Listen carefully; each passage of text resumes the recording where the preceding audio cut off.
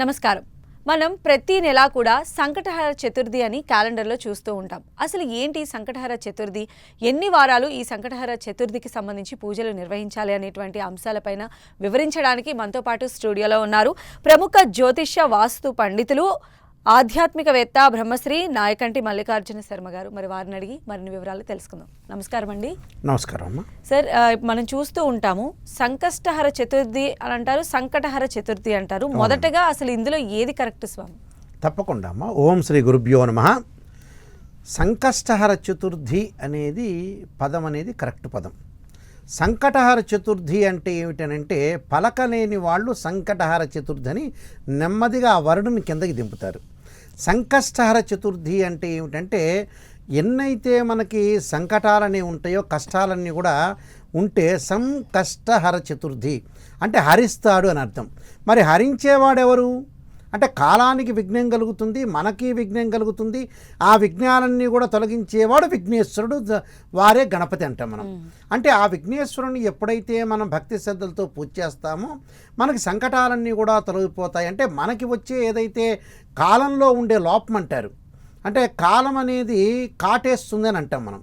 అంటే ఆ కాలంలో ఉండే దోషమంతా పోవటానికి, మనకి విఘ్నం లేకుండా ఉండి జీవితంలో అన్ని పనులు కూడా సజావుగా జరగటానికి మనం గణపతిని ప్రార్థన చేస్తాం. అంటే మనకి విఘ్నం లేకుండా ఉండటానికి విఘ్నేశ్వరుని ప్రార్థన చేస్తాం.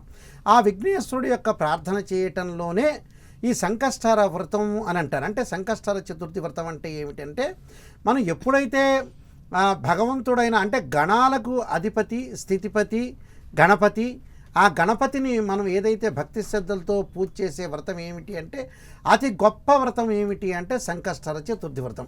ఈ సంకష్టహర చతుర్థి వ్రతం అనేది ప్రతి నెలలో వస్తూ ఉంటుంది. ఆ ప్రతి నెలలో వచ్చేటప్పుడు మరి ఎప్పుడు వస్తుంది అని అంటే ప్రతి నెలలో కూడా బహుళపక్షంలో తదియతో కూడిన చవితి రోజున మనం సంకష్టహర చతుర్థి వ్రతాన్ని చేసుకుంటాం. అసలు ఎందుకు చేసుకోవాలి ఈ వ్రతాన్ని? మరి చేసుకుంటే కారణం ఏంటి? ఆ చేసుకోవటం వల్ల మనకు వచ్చే ఫలితాలు ఏంటి? ఇవన్నీ కూడా మన పురాణ ఇతిహాసాల్లో చూడాలి కదా. అంటే పురాణాల ప్రకారంగా ఏమైనా ఉన్నాయా అండి దీనికి సంబంధించి? ఉన్నాయండి. పురాణాల్లో బ్రహ్మవైవర్త పురాణంలో కానీ, స్కాంద పురాణంలో కానీ, గణపతి పురాణంలో కానీ మనకి కొన్ని గ్రంథాల్లో చెప్పబడ్డాయి. అయితే ఈ గ్రంథాల్లో ఏమిటి సంకష్టహర చతుర్థి అనేది మొట్టమొదట ఎవరు నిర్వహించారు, మొట్టమొదట ఎవరు చేశారు అంటే మన పురాణ గాథల్లోకి ముందుగా వెళితే ఒకానొక సమయంలో మనకి కృతయుగము, త్రేతాయుగము, ద్వాపరయుగము, కలియుగం అని 4 యుగాలు ఉన్నాయి. కృతయుగం అనేది మొట్టమొదటి యుగం. అంటే కృతయుగము, త్రేతాయుగము, ద్వాపరయుగము, కలియుగం ఉంది. అంటే త్రేతాయుగంలో రాముల వారిది, అలానే మనకి ద్వాపరయుగంలో పాండవులది, అలానే పాండవులు, కృష్ణుడు. కలియుగంలో మనం చెప్పుకోదలుచుకుని మనం అందరం మనుషులు ఉన్నాం, ప్లస్ జగద్గురు ఆదిశంకరాచార్యులు. అయితే ఇక్కడ కృతయుగం అనేది మొట్టమొదటి యుగం కాబట్టి ఈ కృతయుగంలో సృష్టి ఆరంభం ప్రారంభమైంది. ఈ సృష్టి ఆరంభంలో ఏదైతే కొండలు, కోనలు, నదులు, సముద్రాలన్నీ కూడా సృష్టించబడ్డాయి బ్రహ్మ ద్వారా. ఈ సృష్టించబడిన తర్వాత బ్రహ్మగారికి ఒక రోజున ఒక ఆలోచన కలిగిందట. ఈ సృష్టినంతా కూడా కాపాడటానికి మనకి ఒక ప్రాణజీవి అంటే ఒక ప్రాణజీవి కావాలి, ఒక జీవుడు కావాలి. ఈ సృష్టి అంతా కూడా మనం ఏదైతే మనం నిర్మిస్తున్నామో ఈ సృష్టికి ఒక కాపలాదారుడు కావాలన్న విషయంతో ముఖ్యంగా మానవుడి యొక్క నిర్మాణాన్ని చేపట్టాట. ఈ మానవుడి యొక్క నిర్మాణాన్ని చేపట్టినప్పుడు బ్రహ్మ ఒక ప్రకృతిలన్నీ కూడా కాపాడటానికి ఒక జీవి కావాలనే ఒక ఉద్దేశంతో ఒక మానవుడిని సృష్టించాట.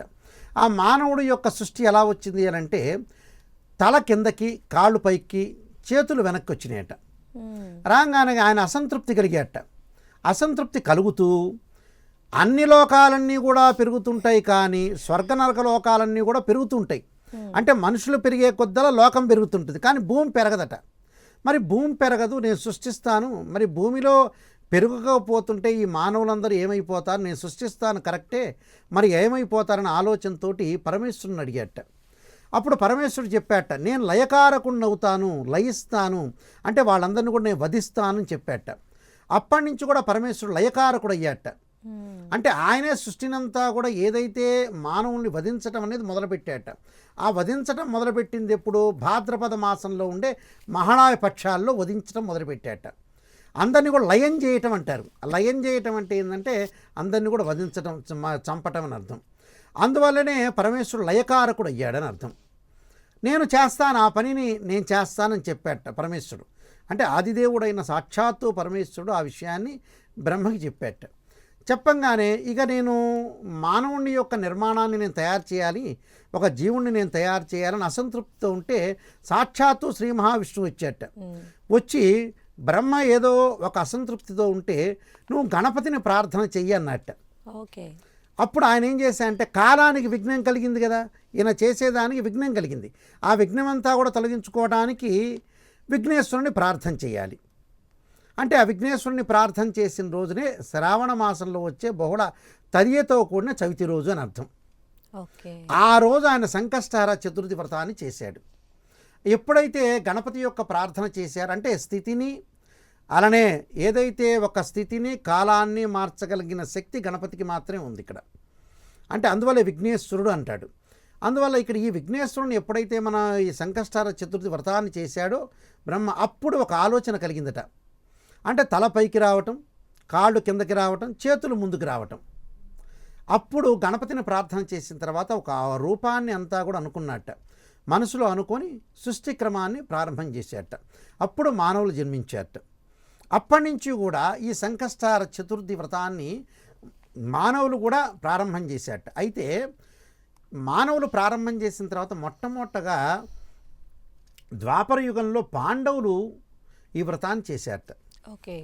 అంటే పాండవులు ఈ వ్రతాన్ని ఎందుకు చేశారు అని అంటే, ఏదైతే అరణ్య అజ్ఞాతవాసాలకు వెళ్ళారో, అంటే కౌరవులకి పాండవులకి ఏదైతే రాజ్యకాంక్షతోటి వాళ్ళిద్దరి మధ్యలో విభేదాలు వచ్చినాయో అప్పుడు పాండవులు అరణ్యానికి వెళ్ళేట. అరణ్యానికి వెళ్ళినప్పుడు వాళ్ళతో పాటు దౌమ్యుడు అనే పురోహితుడు కూడా వెళ్ళేట. ఒక రోజున శ్రీకృష్ణ భగవానుడు వాళ్ళ అరణ్యానికి వెళ్ళేట. అంటే కామ్యక వనం అంటారట. కామ్యక వనం అంటే కోరికలు తీర్చే వనం అట. ఆ వనానికి పాండవులు వెళ్ళి అక్కడ చేరారు. చేరంగానే ఆ కామ్యక క్షేత్రానికి వెళ్ళేట శ్రీకృష్ణ భగవానుడు.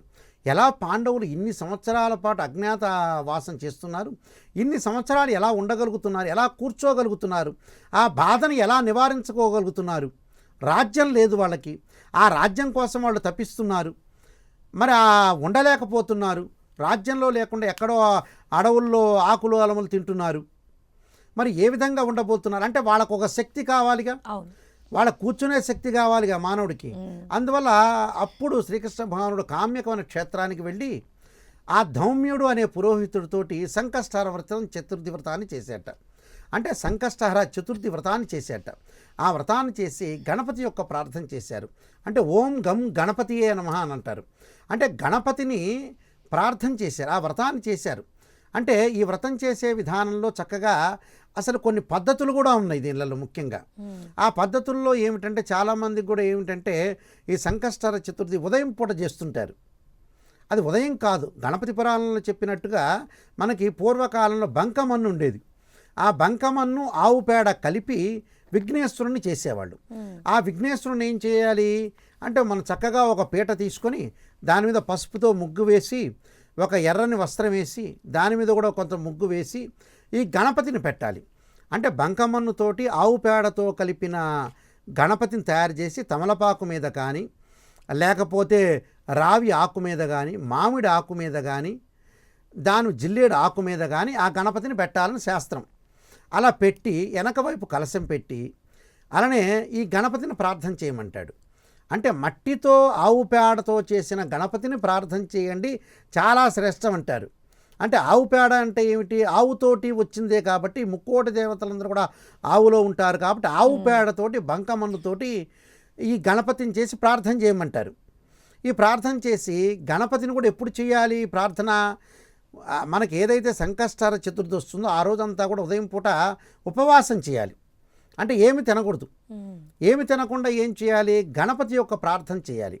అంటే తత్పురుషాయ విద్యే వక్రతుండాయ ధీమహే తన్నోదంతి ప్రచోదయాత్, వక్రతుండ మహాకాయ కోటి సూర్య సమప్రభ నిర్విఘ్నం కురుమే దేవ సర్వకార్యేషు సర్వదా అంటారు. అంటే గణపతిని ప్రార్థన చేయాలి. అయ్యా గణపతి నాకు సంకటాలన్నీ కూడా తొలగించు స్వామి, అంటే సంకట వినాశనం, అంటే నాకు సంకటాలన్నీ కూడా తొలగిపోవాలని గణపతిని ప్రార్థన చేయాలట. అంటే గణపతి యొక్క మంత్రాలు చదువుతూ, గణపతి యొక్క గకార అష్టోత్తరం చదువుతూ, గణపతి యొక్క అష్టోత్తరాన్ని కానీ ఇలాంటివన్నీ కూడా గణపతికి సంబంధించిన ప్రార్థన అంతా చేస్తూ కూడా మనం ఉదయం కాలం అంతా ఉపవాసం ఉండి పండ్లు ఏదో అల్పాహారం తీసుకుని సాయంత్రం ప్రదోషకాల సమయం అంటారు. ప్రదోషకాల సమయం అంటే ఏంటంటే సూర్యుడు ఉదయం పూట ఉదయిస్తాడు, సాయంత్రం పూట అస్తమిస్తాడు. అస్తమించడానికంటే కూడా 2 గడియల కాలం వెనక్కి కాలం అంటే మొత్తం కూడా 2 గడియల వెనక్కి కాలాన్ని తీసుకొని ఈ సంకష్టహర చతుర్థి వ్రతాన్ని ప్రారంభం చేయాలి. చుక్కలు వచ్చే సమయానికి ఆ ప్రార్థన అయిపోవాలి. అంటే చుక్కలు ఎందుకు రావాలి? ఇక్కడ నైవేద్యం పెట్టాలి. ఇక్కడ ఏదైతే నైవేద్యం గణపతికి పెడతారో ఆ నైవేద్యం అంతా కూడా ఒక 9 ఉండలు పెట్టాలి. అంటే పెట్టిన తర్వాత అంటే బెల్లంతో చేసిన ఉండలు 9 పెట్టి, అంటే మనం ఉండ్రాలు అనుకుంటాం కదా, అలానే పెట్టి చుక్కలు వచ్చే సమయానికి చంద్రుడిని చూపించాలట. ఆ 9 కూడా చంద్రుడిని చూపించి మళ్ళీ గణపతి దగ్గర తీసుకొచ్చి ప్రసాదం దాదాపుగా 1 గంటలోనే తినాలట ఆ ప్రసాదాన్ని కూడా. అంటే ఇంకా చెప్పదలుచుకుంటే 45 నిమిషాలు 2 గడియల కాలంలోనే ఆ ప్రసాదాన్ని మనం ఆరగించాలి. అంటే చుట్టుపక్కల వాళ్ళకి పెట్టచ్చు, అందుకు పెట్టచ్చు. అప్పుడు సాయంకాలం చెయ్యాలని శాస్త్రం. అయితే మరొక విశేషం కూడా ఉంది, మరొక విధంగా కూడా గణపతి పురాణంలో చెప్పబడింది ఉంది. అయితే ఇక్కడ ఈ సంకష్టహర చతుర్థి వ్రతాన్ని చేసేటప్పుడు చక్కగా మరొక విధానం కూడా చేయొచ్చు. అంటే చక్కగా పీట వేసి ఆ పీట మీద ముగ్గు వేసి ఒక ఎర్రని వస్త్రం పెట్టి దాని మీద బియ్యం పోసి ఒక కలశాన్ని పెట్టమంటాడు. ఆ కలశం మీద వెదురు బుట్టతో తయారు చేసిన ఉంటాయి. అంటే ఇప్పుడు ఇప్పుడు వస్తున్నట్టున్నాయి, అవి మళ్ళీ మధ్యలో ఆగిపోయినట్టున్నాయి. వెదురు బుట్ట ఉంటుంది ఒకటి. ఆ కలశం మీద చక్కగా నీళ్లు పోసి, అంటే వరుణ కలశం అని అర్థం. ఈ వరుణ కలశంలో గంగాజలం పోసి ఒక రాగి నాణెము, ఒక్క, ఖర్జూర పండు, అక్షతలు, పసుపు కుంకుమ వేసి ఆ కలశానికి చుట్టూ మామిడి కొమ్మలు పెట్టి ఆ మామిడి కొమ్మల మధ్యలో దానికి సరిపోయేటట్టుగా వెదురు బుట్ట పెట్టాలి. వెదురు బుట్ట పెట్టి నేను చెప్పిన ఏదైతే ఆవు పేడతోటి కానీ బంకమన్నుతో కానీ అది కుదరలేదనుకోండి, వెండితో కానీ బంగారంతో కానీ పంచలోహాలతో కానీ ఇత్తడితో కానీ రాగితో చేసిన గణపతిని పెట్టమంటారు. పెట్టి ఆ కలశం మీదే పెట్టి ప్రార్థన చేయమంటారు. అంటే సంకష్టహర చతుర్థి వ్రతంలో ఈ 2 కథలు చదువుకోవాలి. అంటే పాండవులు ఎవరైతే వెళ్ళారో అక్కడ కామ్యకవన క్షేత్రానికి ఏదైతే బ్రహ్మగారు సృష్టి చేయాలనుకుంటున్నారో ఆ సృష్టి యొక్క క్రమాన్ని ఈ 2 కథలు చదువుకోవచ్చు. అలానే గణపతిని గకార అష్టోత్తరంతో గణపతిని ప్రార్థన చేయటం, అంటే ఆచమనం చేయటం, సంకల్పం చెప్పుకోవటం, వాళ్ళ గోత్రనామాలు చెప్పుకోవటం, శ్రీశైలానికి ఏ దిక్కులో ఉన్నామని చెప్పుకొని చక్కగా వాళ్ళు ప్రార్థన చేసి, అంటే మమ ఉపాత దుర్తక్షే ద్వారా అని సంకల్పం, విశేషమైన సంకల్పం చెప్పుకొని, అంటే జన్మవశాత్, నామవశాత్, గోచారవశాత్, అంటే రకరకాలుగా, అంటే ఏదైతే ఆదిత్యాది నవగ్రహ దోషం పోవటానికి, కాలంలో విఘ్నం పోవటానికి, అంటే జన్మవశాత్, నామవశాత్, గోచారవశాత్, భావవశాత్, భావాంశవశాత్, అంగగ్రహవశాత్ అని సంకల్పంలో చెప్పుకోవాలి. అంటే రకరకాల దోషాలు, అంటే సర్పదోషాలు అనుకోవచ్చు, స్త్రీ దోషం అనుకోవచ్చు, పితృశాపాలు అనుకోవచ్చు, రకరకాల శాపాలన్నీ కూడా మనకి తొలగిపోవాలని ఒక ఉద్దేశంతో ఈ సంకటాలన్నీ కూడా తొలగిపోవాలని సంకష్టహర చతుర్థి వ్రతాన్ని చక్కగా చేస్తారు. సో ఎవరైనా చేయొచ్చు అంటారా? కేవలం దోషం ఉన్నటువంటి వాళ్ళు ఎవరైనా కూడా ప్రతి నెలలో వస్తుందమ్మా, సంవత్సరంలో 12 నెలల్లో వస్తుంది. ఇది చక్కగా చేస్తే ఏంటంటే కాలానికి విఘ్నం లేకుండా ఉంటుంది. మనం ఏదైనా పని చేయాలంటే గణపతి యొక్క అనుగ్రహం అనేది తప్పకుండా ఉండాలి. అందువల్ల గణపతిలో 32 గణపతులు ఉన్నాయి. అందులో గణపతిని ఈ సంకష్టహర చతుర్థి రోజు చేసే గణపతి ఏంటంటే బంకమన్ను, ఆవు పేడ అనేది చాలా శ్రేష్టం. అది అలాగా ఏదైతే మనం నైవేద్యాలు, ధూపదీప నైవేద్యాలు పెట్టి చక్కగా ఉదయం పూట ఉపవాసం ఉండి సాయంకాలం సంకష్టహర చతుర్థి వ్రతాన్ని చేసుకోవడం చాలా మంచిది. కొంతమంది ఆఫీసులకు వెళ్ళే వాళ్ళు ఉంటారు, వాళ్ళు కూడా మన ఆఫీసులో జపం చేయలేరు కదా, ఇబ్బంది కదా. అలాంటి రోజు వాళ్ళు సెలవు తీసుకోవాల్సి వస్తుంది. లేకపోతే ఈ 12 నెలల్లో ఏదో ఒక నెల చేసినా కూడా చాలా మంచిదే. అలాగా ఎవరైనా కూడా ఈ సంకష్టహర చతుర్థి వ్రతాన్ని చేసుకోవచ్చు. అది స్త్రీ పురుషులకి సంబంధం లేదు. ఓకే, అయితే 4 వారాలు ఎన్ని వారాలు చేసుకోవాలంటారు? ఇది సహజంగా ఏంటంటే 12 వారాలు చేసుకోవాలి సంవత్సరానికి. వాళ్ళ కాని పక్షంలో కనీసం ఒక 3 కానీ అలానే 5 కానీ చేసుకోవచ్చు. 3, 5, 9 అలా చేసుకోవచ్చు. వాళ్ళ శక్తిని బట్టి చేసుకోవచ్చు.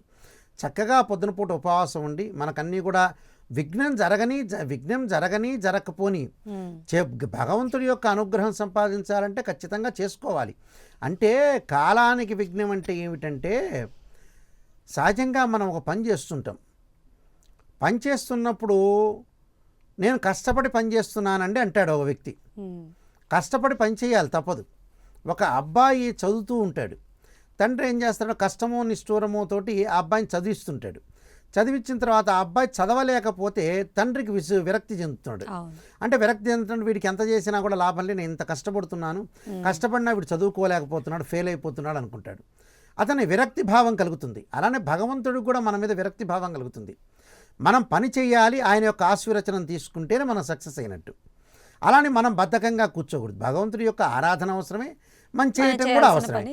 రెండు కూడా సిమిలర్గా ఉంటేనే, అంటే రెండు కూడా మనం ప్రత్యేకంగా సమానత్వం, అంటే రెండు భగవంతుడి యొక్క ఆశీర్వచనం కావాలి, మన పని మనం చేయాలి. రెండూ జరిగితేనే. మనం బద్ధకంగా ఉంటే కూడా గణపతి కూడా ఏం చేయలేడు. మనం చెయ్యాలి, పని చేయాలి, భగవంతుడి యొక్క ఆశీర్వచనం తీసుకుంటే భగవంతుడి యొక్క అనుగ్రహం వల్ల మన కాలానికి విఘ్నం లేకుండా ఆ విఘ్నేశ్వరుడు సదా మనల్ని కాపాడుతుంటాడమ్మా. సో అయితే ఈ పూజలో చేసేటువంటి నైవేద్యము, దాని వివరాలు ఏమైనా తెలియజేస్తారా? తప్పకుండా అమ్మా. నైవేద్యం పెట్టేటప్పుడు ఏమిటంటే, ఏదైనా సరే దద్దోజనం లాంటివి పెట్టచ్చు, అంటే ఉండ్రాళ్ళ లాంటివి కూడా తయారు చేయొచ్చు. శాస్త్రంలో చెప్పినట్టు వినాయక చవితి రోజే కాదు, సంకష్టహర చతుర్థి రోజు ఉండ్రాళ్ళు తయారు చేసుకోవచ్చు. మనం ఉండ్రాళ్ళు పెట్టచ్చు. చాలామందికి కూడా మన ప్రేక్షకులందరికీ అనుమానాలు వస్తుంటాయి అదే రోజు చెయ్యాలని. అంటే అదే రోజు సంకష్టహర చతుర్థిని మనం వినాయక చవితి వ్రతంగా భావిస్తాం ప్రత్యేకంగా. ఆ రోజున మనం భాద్రపద మాసంలోనే కాదు, సహజంగా ఏమిటంటే సంకష్టహర చతుర్థి చాలా ప్రాధాన్యత ఉంటుంది. ఆ రోజున ఉండ్రాళ్ళు చేయొచ్చు, దద్దోజనం కానీ, బెల్లం నైవేద్యం, చెరుకు గడలు కూడా నైవేద్యం పెట్టచ్చు. ఎందుకంటే వినాయకుడికి ప్రీతికరమైన చెరుకు గడలు. అందువల్లే మనకి శుక్లాం భరధరం విష్ణు అనే మంత్రం ఉంటుంది. అంటే చాలామంది కూడా విష్ణు అనే మంత్రం ఎందుకు వచ్చింది మన గణపతి ప్రార్థనలో అంటే, అక్కడ గణపతి రూపంలో ఉన్న విష్ణు రూపంలో ఉన్న గణపతి. అంటే కాలానికి ప్రతీకలు ఎవరంటే విష్ణు రూపంలో ఉన్న గణపతి రూపంలో ఉన్న విష్ణు అని ఈ శుక్లాం భరధరం విష్ణు శశివర్ణం చతుర్భుజం అనే మంత్రంలో కూడా వస్తుంది. అందువల్ల గణపతిని ప్రార్థన చేయటం వల్ల మనకి విఘ్నం లేకుండా ఉంటుంది. ఆయనే గణాలన్నిటికీ అధిపతి కాబట్టి, పరమేశ్వరుడే ఆయన గణాలన్నీ కూడా ఆధిపత్యాన్ని ఇచ్చాడు కాబట్టి మనం తప్పకుండా గణపతిని ప్రార్థన చేయాలి. ఇక్కడ ఏమిటనంటే, గణపతిని మనం ప్రార్థన చేసేటప్పుడు ఏంటంటే మైండ్ మెచ్యూరిటీ పెరగటం, అంటే మ్యానుఫ్యాక్చర్ డిఫెక్ట్ లేకుండా ఉండటానికి కూడా కారణమే. అంటే మనం తప్పు చేస్తున్నామా అంటే, స్త్రీయ లోపం పెరుగుట పెద్ద విద్య, లోపం ఎరిగిన వాడే పూర్ణుడు అవుతాట. అంటే మనలో లోపాలని మనం సవరణ చేసుకుంటే మనం స్థితప్రజ్ఞుడు అవుతాము. అందువల్లే భగవంతుడి యొక్క ఆరాధన చేయాలని శాస్త్రంలో చెప్పబడిందమ్మా. ధన్యవాదాలండి మల్లికార్జున శర్మ గారు. ఈరోజు సంకష్టహర చతుర్థికి సంబంధించినటువంటి బోలెడని విషయాలు మా అందరికీ కూడా తెలియజేశారు. అదేవిధంగా నియమ నిబంధనలు కూడా తెలియజేశారు. ఆ వినాయకుని యొక్క కరుణ కటాక్షాలు మా పైన ఎలా ఉండాలనేటువంటి వివరాలు తెలియజేసినందుకు ధన్యవాదాలండి. నమస్కారం. సో తెలుసుకున్నాం కదండి, సంకష్టహర చతుర్థి నాడు మహాగణపతిని కనుక పూజించినట్లయితే ఎలాంటి శుభాలు కలుగుతాయో. ఇది వాటి ప్రత్యేక కార్యక్రమం. నమస్కారం.